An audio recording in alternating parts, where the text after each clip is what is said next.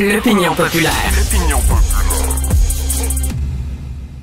Marc Boilard, Hey. je suis allé voir, Stéphanie aussi est allée voir le show de Patrice Nous étions Lécuyer. tous là sans le savoir. Oui. C'est insultant. On était... Même pas vu. Non, c'est pas vu pantoute. Non, mais c'est ça que je trouve. C'est Mais bizarre. c'était drôle en Christie.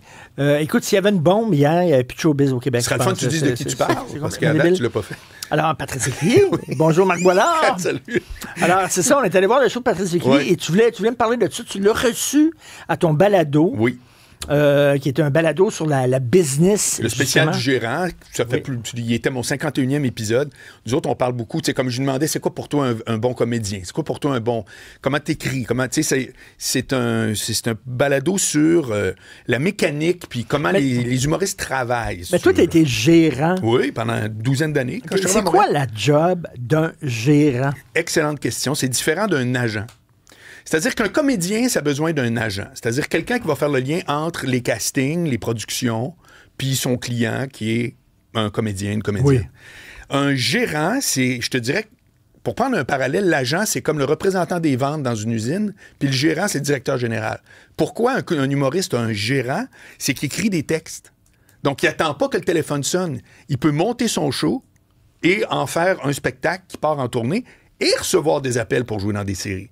Fait que ça prend quelqu'un qui est plus polyvalent puis qui travaille c'est un autre métier à quelque part. C'est de la Mais représentation. un gérant aussi, tu vois, sur le long terme. Là, tu te dis, mettons, pendant 3-4 ans, tu vas faire ça, puis après ça, moi, Écoute, je ça, c'est pas- te conseillerais de peut-être changer, Alors- trouver un nouveau public, changer ton style. Tu peux tout faire ça, mais ça, c'est pas le gros de la job. Le gros de la job, ça reste quand même au quotidien de faire en sorte que tu as un booker, tu as un agent pour le corporatif, par exemple. Donc, tu sais, mettons, IBM fait son assemblée générale annuelle, il loue le centre des congrès, ils veulent un humoriste. Tu sais, c'est ça, t'as beaucoup d'affaires là-dedans. Ça fait que tu gères un peu tout ce beau monde autour d'une personne. Écoute, quand tu t'appelles Louis-José Hood, là, ça rentre de partout. Là. Il y a une compagnie qui te veut pour le party de Noël, t'as une tournée à booker, t'as un diffuseur à Trois-Rivières qui a un problème avec les billets, t'as Radio-Can qui t'appelle pour animer, c'est non-stop. Et quand t'es un plus jeune, ben, t'as besoin d'un gérant qui a des contacts. Tu me suis? Ça veut dire que là, tu prends, par exemple, moi, quand je travaillais avec Cavana au début, ben, quand Morancy et Anctil, on était tous des flots, sont arrivés, ben, j'avais déjà un réseau qui fait que les trois ont fait la première partie de Céline Dion. Parce Oui. qu'Anthony l'avait fait, j'avais le contact. Tu me suis? C'était vraiment de même. OK, ils vont te dire, mettons, il y a tel artiste, puis tout ça, on va essayer de te T'as-tu plugger. quelqu'un? On va essayer de te Exactement. plugger. Voilà. Il appelle le gérant de l'autre en disant, Voilà. hey, écoute, j'ai un artiste, il est excellent, il serait super bon, blablabla. C'est comme ça. Bon, c'est comme ça. Alors Tu que connais toi, les directeurs de alors que toi, programme. comme jeune artiste, t'as pas ces contacts-là, t'as pas ces portes-là. Ben, c'est-à-dire Tout que... là. Oui, c'est ça, exactement. Mais le meilleur parallèle, c'est que quand tu écris, donc un humoriste, souvent, presque toujours maintenant, ça écrit, tu as beaucoup plus de projets à mettre de l'avant. Quand tu n'écris pas, donc tu es un comédien ou un chanteur-interprète, ben tu attends que le matériel arrive à toi. Oui. C'est pour ça que je me souviens, tu te rappelles l'émission Flash? Oui. C'est bon. À un moment donné, il était J'ai allé travaillé voir... là, mais- Bon. Oui, ah oui. Ah oui, j'étais à Flash, moi, j'étais critique de cinéma. Sans blague. ouais. Ouais. Bon. Écoute, à un moment donné, il y avait un reportage, tu te souviens, je suis sûr, il est mort maintenant, André Montmorency. Oui. Bon. Puis il avait dit, il était à la Maison des artistes ou je ne sais trop, puis il avait dit, puis moi ça m'avait marqué, puis je n'étais pas d'accord avec ça, il dit, vous savez, comédien, c'est dur de passer sa vie à attendre que le téléphone sonne. Puis je me disais, ça serait un plombier qui dirait ça, on dirait tout, allez, va te chercher une job. C'est comme, t'es pas supposé attendre, peu importe ce que tu fais que le téléphone sonne. Tu connais d'autres amis qui sont peut-être des auteurs. Sois Montre-toi proactif, Voilà, hein. voilà. C'est ça que je veux dire. Mais sinon, ça reste que la grosse différence, c'est un qui écrit puis l'autre qui écrit pas. Mais tu sais, c'est qui le chanteur qui chantait La Mère, Charles Trenet? Oui. Il disait, c'est une chose d'avoir du talent, mais il faut savoir vendre son talent. Ben voilà. Puis ça, C'est-à-dire souvent... pas attendre que le téléphone sonne, C'est clair. mais cogner aux portes. Ben oui. En disant, OK, là, moi, je fais ci, puis je fais ça, puis Bon, ben, regardez, puis un regardez gérant ça, puis crinqué, il fait ça pour toi. ça. Vendre ton talent. Voilà. Allez, Exactement. t'as pas besoin de faire ça, c'est lui qui fait ça. ton Exact, gérant. exact. Mais tu lui donnes 10 Non, c'était fou. Moi, j'aurais jamais travaillé. C'est 25 Un gérant, ça prend 25 Un agent, ça peut prendre 10 à 15 Mais je te répète, il y a des fax qui rentrent puis ils dispatchent. Là, je veux dire, à un moment donné, il faut 25 Ben de oui. gérant. Bon, mais tu fais tout.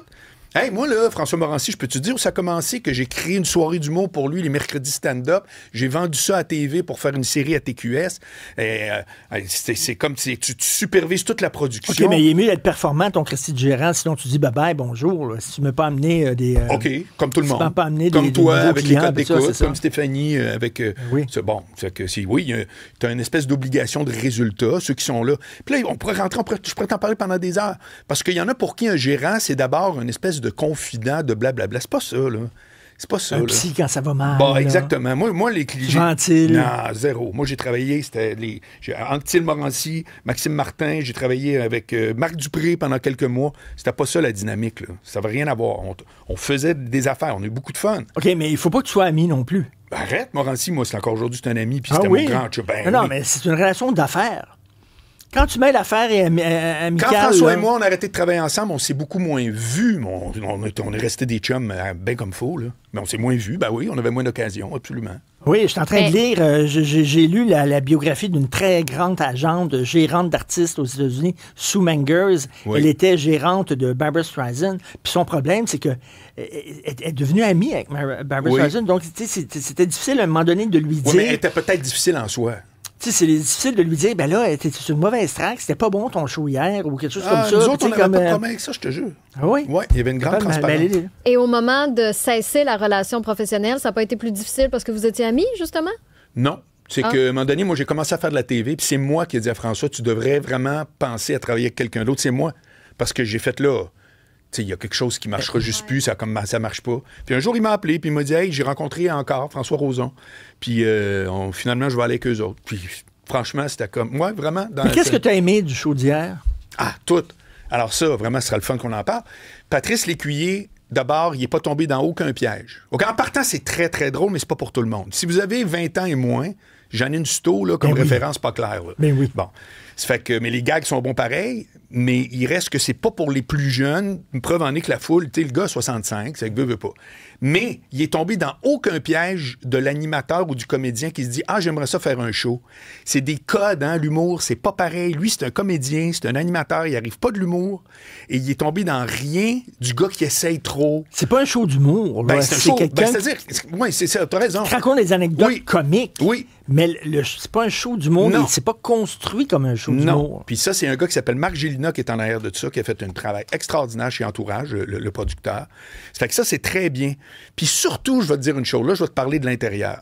J'ai senti que ces remerciements à la fin étaient particulièrement sentis parce que souvent, les artistes pensent que leur équipe, surtout les producteurs, parce que là, on a parlé des gérants tantôt, mais le producteur, c'est celui qui fait le projet de scène, etc., qui le finance.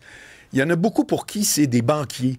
Puis ils posent des posters, c'est poteaux, là, tu sais. Mais ça vient avec une expertise, une équipe, des gens extrêmement motivés. Dans ce domaine-là, les gens sont tous très motivés, tu sais. C'était vraiment bon, puis surtout, en terminant, c'est qu'ils montrent qu'une carrière, ça se bâtit souvent par des accidents, des coïncidences, des rencontres. C'est pour ça que je suis le premier à dire, c'est pas vrai vrai de dire on va faire une grande planification. Voyons donc, il y a le téléphone sonne, tu dis oui, tu y vas, ça marche pas le lendemain. Oui, lui, quand il parle de sa carrière, Stéphanie, la façon dont ça a décollé, c'est un accident après l'autre. Que des accidents, un accident après l'autre. Ça s'enchaîne. Il devait pas faire tel show, il devait pas faire telle émission. L'autre, 5 jours avant, peut pas. Mais des fois, c'est une autre personne aussi qui va te proposer, puis c'est là que ça déboule. Mais il faut être vu. Comme il me dit dans mon balado, il faut que tu te fasses voir. Puis lui, il disait oui. C'est pas avec les noms que les choses arrivent. C'est avec les oui. En tout cas, c'est un show formidable. Puis il a fait un show. Il n'a pas essayé d'être quelqu'un d'autre que lui. Non, c'est ça. Il a fait le show proche de lui. Et c'est lui, exactement. Ouais. Marc Boilard, merci. OK, bye.